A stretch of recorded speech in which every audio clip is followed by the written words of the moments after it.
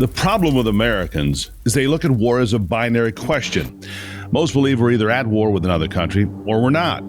It seems they've lost the concept of the Cold War that lasted from the waning days of World War II until the waning days of the Reagan-Bush era in 1991 and 92. Mr. Gorbachev, tear down this wall. The Chinese, however, know perfectly well they are at war with the United States, and they are executing that war every single day.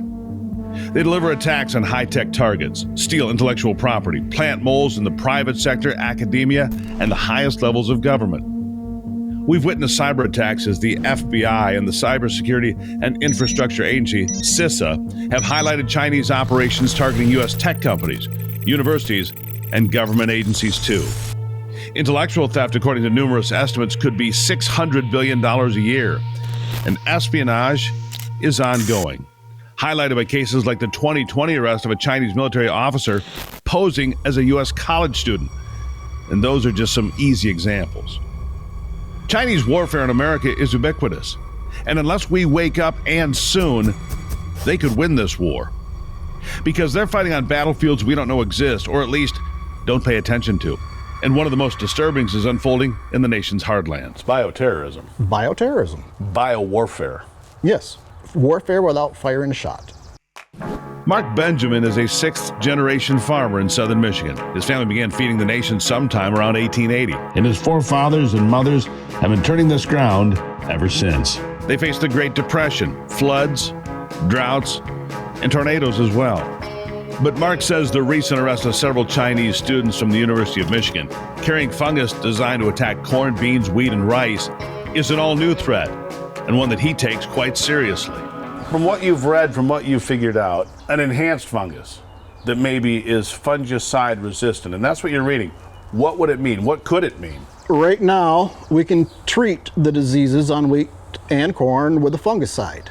But the stuff that's third person snuck into the U.S. is stuff that they can use to make the disease resistant to our fungicides. And what would that mean? That would mean that easily wipe out half the crop.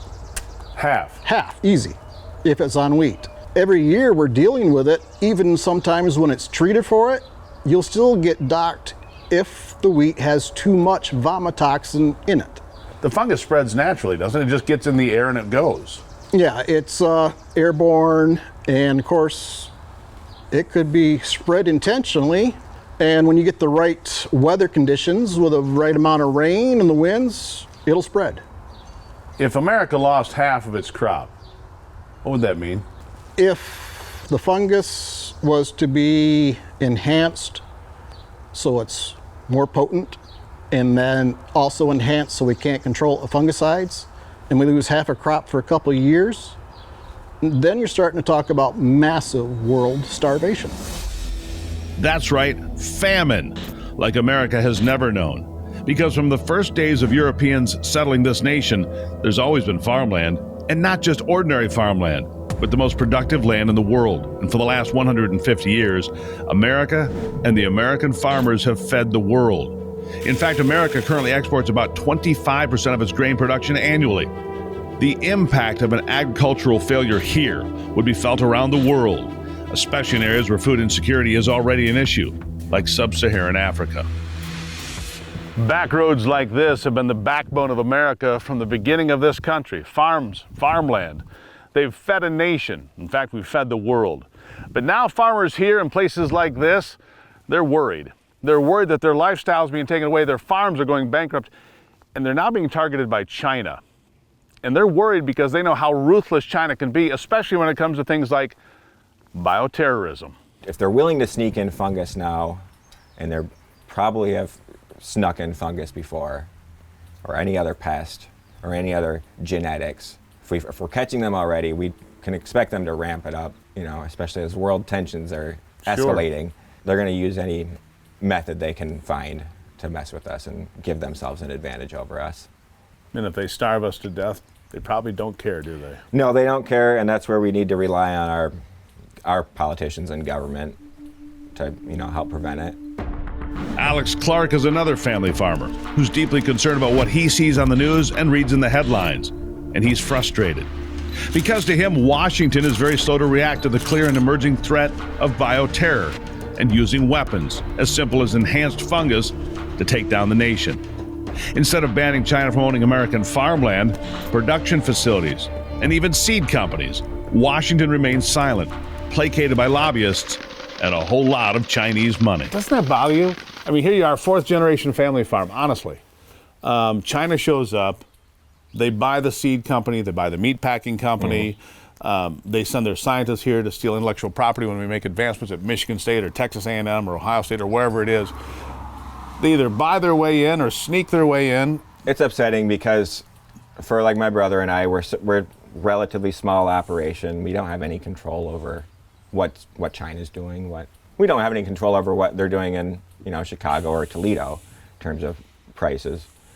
So we're kind of at the mercy of our country, and we're competing with these Chinese, actors that are most likely manipulating them. Oh, we know they're manipulating the markets with dipping into surpluses or changing their imports and exports. It affects us, directly. Every day. Directly and indirectly every day. So what if? What if China took the next step to destroy American crops? What would that mean? Well, according to Mark Benjamin, the damage would be far worse than hunger and bread lines. He believes it could destroy the nation altogether. You take out the U.S. economy. How? Farms fail. You have massive bank problems if the U.S. agriculture is hit with this. Average house in the USA, $58,000 of somebody's mortgage is just for the land the house is sitting on. You wipe out U.S. farms, land values crash. All of a sudden, overnight, housing mortgages are upside down because the land it's sitting on that costs $58,000 is now worth $1,000, $2,000.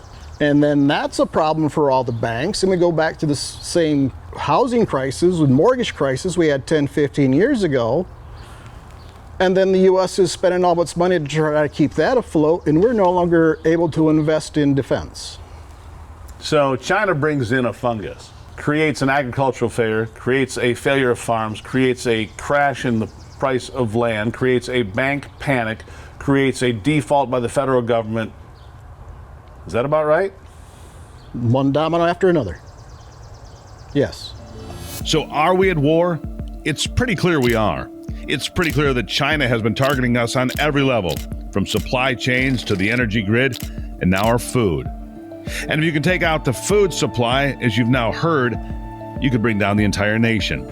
Like Mark said, you could do it without firing a shot.